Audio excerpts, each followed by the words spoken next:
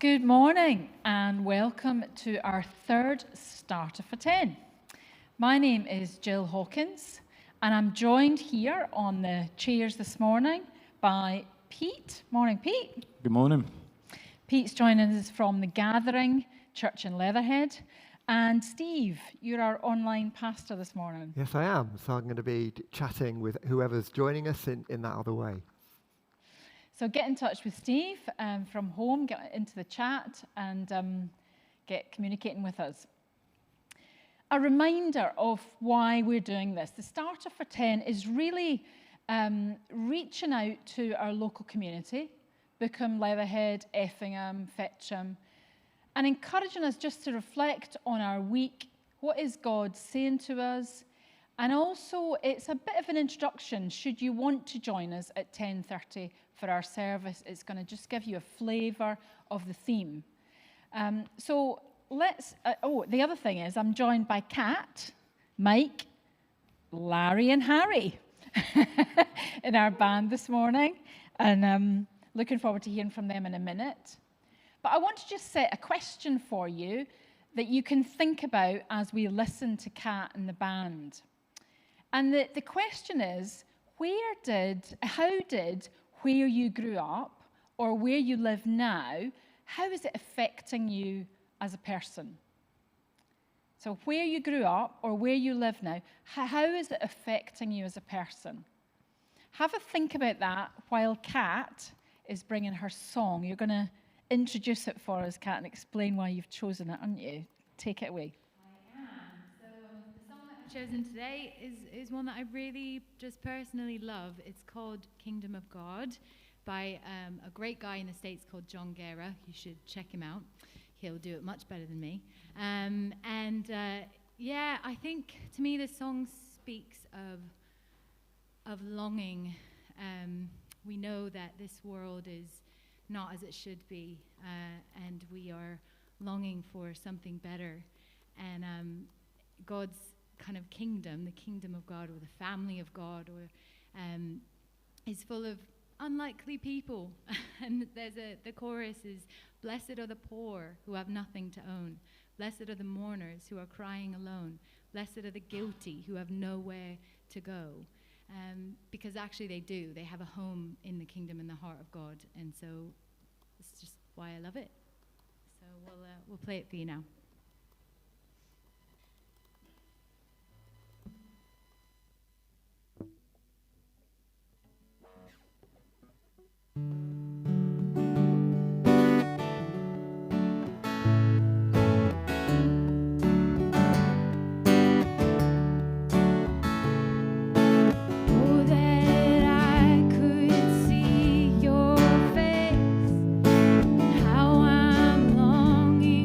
For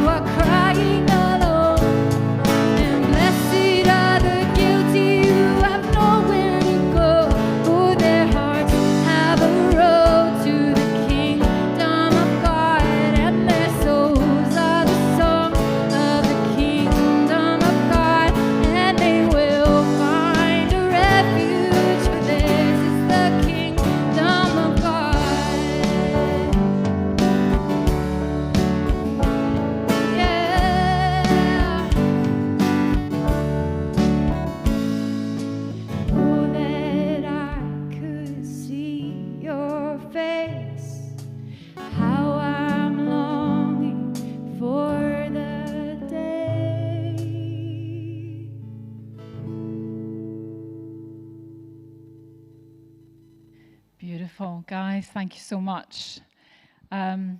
So that really brings to the fore our theme. In the whole of October, we're looking at a theme called Gathered and Scattered, and it describes how the church comes together sometimes to be gathered, but actually most of our time we're scattered through our community. And this morning we're really looking at how we love our community. That's why Kat brought that song that is about everyone finding a home in the heart of God. So let's just think now for a minute. We're going to share some of our answers to that question, and I hope you're online sending Steve your answers. How has where you grew up or live now affected who you are? So, Pete, you're the one who put the question. You posed the question. What is your answer? I did. Yeah, so I was thinking about it, and when I grew up in a neighborhood where lots of church families lived in close proximity to one another. And so there were probably 20, 30 different church families within the space of a few roads. And on one level, that was great because I knew that I wouldn't have to drive anywhere to go and see my friends. I could just walk out my front door and I could be in my friend's back garden playing football or whatever it was, in and out of people's homes all the time. And that was great, but there was also a downside to it in the sense that it made it really hard to get away with anything. Yeah. There were eyes and ears everywhere. And so I would come home from school and my mum would say, "Oh, Brian called again today and he saw you jumping over the neighbour's garden to take a shortcut to school." And so it's left me with this kind of real appreciation for community, for kind of interactions and the extended family that we were talking about, but also probably with an abiding sense of paranoia whenever I do something wrong. So it's a kind of a mixed bag. Somebody's always watching. Exactly, yeah. Spies everywhere. Yeah. What about you, Steve?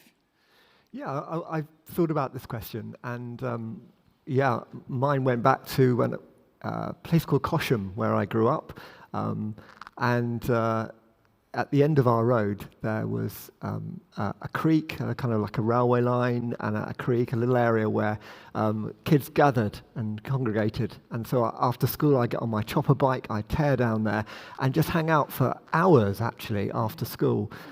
It reminds me that I was living in a time then when there was less worry about safety and stuff, and more, I guess, and more freedom if you were that age. And but it was really formative of me as a child, and so lots of memories being stirred. Just thinking back, on these things. So I obviously didn't grow up in Surrey. I grew up in a new town outside Glasgow called East Kilbride, and really for me, I've got to say there's good and bad. The Scots, particularly in that area of Lanarkshire, have got a very cutting, kind of sarcastic humour that they use, and I had to learn that it really didn't work when I moved down here. The English don't appreciate it, and it's not a great way of being humorous anyway. But a bit like you guys, my childhood is a real strong memory of playing outside, actually in the dark often, and in a way it formed me physically because I did a stupid thing one night, and I zipped my hands inside my coat along with my friends, and we raced, down a steep hill, and I fell, and I put my teeth through my lip. So that formed me. But a good thing too is the accent. I actually lived in England, lived in Brazil, lived, and encountered lots and lots of people, and I don't think I've ever met anyone who doesn't like the Scottish accent. It's got a kind of endearing quality to it. So people seem to think that I'm more honest because I speak with a Scottish accent, can't be telling lies. So have a little think and make sure you're communicating with Steve. Have we got any responses, Steve? One or two people really declaring where they've come from. So from South Africa, from Bristol, that's Phil actually, who says that because he where he grew up, he now has an accent that's quite trendy nowadays. Yeah. And that's right. We had Neil saying that he grew up in Merseyside, and he was just fondly recalling growing up there. Whenever he visits there, it's like going home. So yes, those kind of deep memories are laid, aren't they, in us? That gets stirred. Yeah. Formative. Yes. So it is time now for Pete. He gets challenged because he's going to speak at our service later. But the challenge at the moment is that he gives us a flavour of what he's going to say in a 5-minute nutshell. So Pete, over to you. Okay, so now I'm wishing I actually was going to say something that was more connected to the question I just asked. But the thing I've been reflecting on recently has to do with this idea that there seems to be this universal kind of tendency with humanity to want to live for something that's bigger than ourselves, something beyond ourselves. And I think it just resonates with people. So when we watch a film or we read a novel with some epic story, which is all about adventure and all about sacrifice, it feels like there's something in our hearts that kind of connects with that we were looking for something to live for that's just beyond our own little individual bubbles, as it were.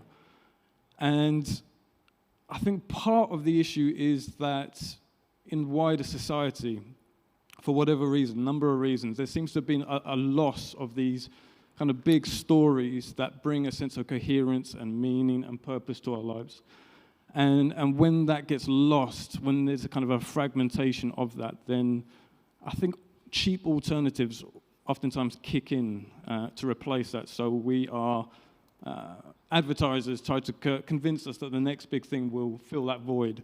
And so if you just buy the next toy, the next gadget, this piece of clothing, this new home, then that sort of kind of existential angst and restlessness is going to be satisfied. And so that's one particular answer that society kind of offers in replace of this kind of loss of these big stories. I think another one is the turn inward. And so this idea that actually the answers aren't out there somewhere, they're in us. So if we just have a little kind of introspection, look within ourselves, discover what our desires are, our passions are, be authentic to ourselves, and that will be the answer. And I think neither of those answers are particularly convincing. And I don't think they really get to the heart of that restlessness and that void that is in the kind of that universal condition. And I was thinking about it, and I think actually that's one of the gifts that Christianity really has to offer.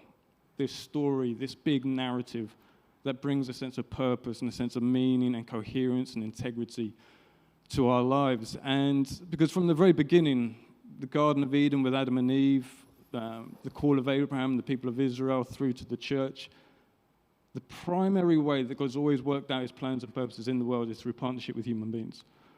And that vocation, that sense of calling, that sense of being human, brings that sense of bigger picture and purpose and meaning to our lives. And I think until we get to that point, there will always be a sense of restlessness. There will always be this sense of anxiety. And so I think that is just one of the gifts that Christianity offers. And I don't think it's always about kind of making massive changes to our lives. That it's not always about doing something differently, but it's about having a different perspective sometimes on what we're already doing. And there's an illustration that I found really helpful. And so I'm just going to share. People may have heard me say this before, but the story goes that there's a pilgrim wandering through medieval Europe, and he comes across 3 guys, and they're all brick workers. And so he goes up to the first one, and he says, "What are you doing?" And the guy responds and says, "I'm just laying brick." And says, "Oh, okay." He moves on to the next guy, and he says, "Well, what are you doing?" And he says, "Oh, I'm building this wall." He says, "Fine." Then he goes to the third bricklayer, and he says, "What are you doing?" This guy's responds and saying, "I'm building a great cathedral for the glory of God." And they're all doing exactly the same thing. They're all laying brick. They're all building the same wall. But the perspective on what they're doing and the meaning and the purpose that they was offering is completely different. And so I think that is part of the challenge, is having a framework for our lives that has purpose and has meaning. Because I think that's what we're all looking for, is some kind of, knowing that our lives matter, I think is what is kind of the heart of it. So, yeah. Love it, Pete. What do you guys think? Well, it's resonating massively for me because we went to Epsom Odeon last night and watched the latest Bond movie. Okay. And of course, you find yourself thinking, what would the world be like without James Bond? Who would save us?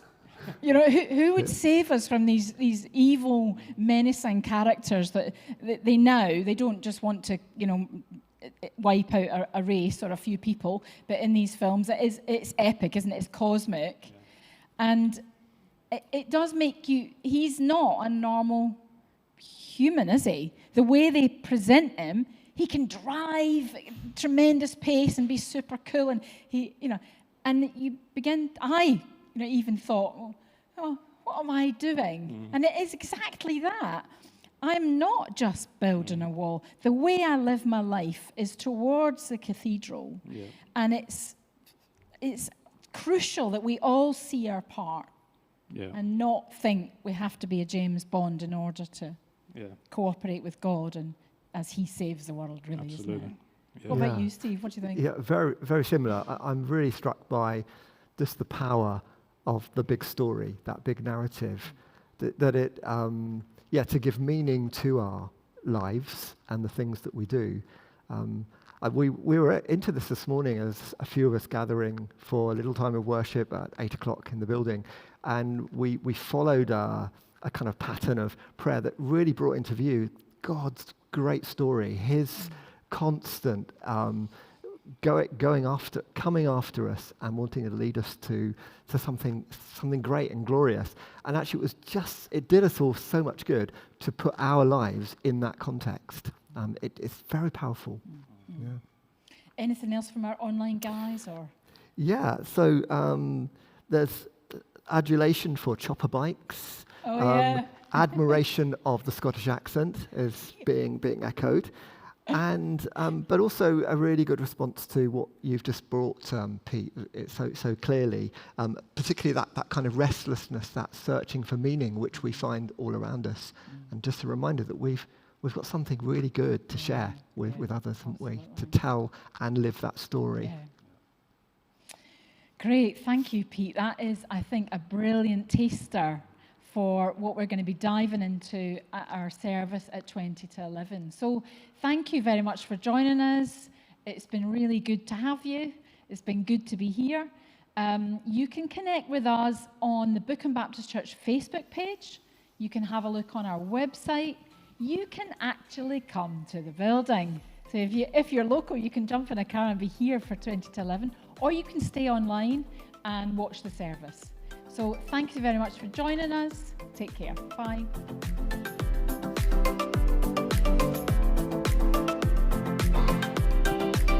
Awesome.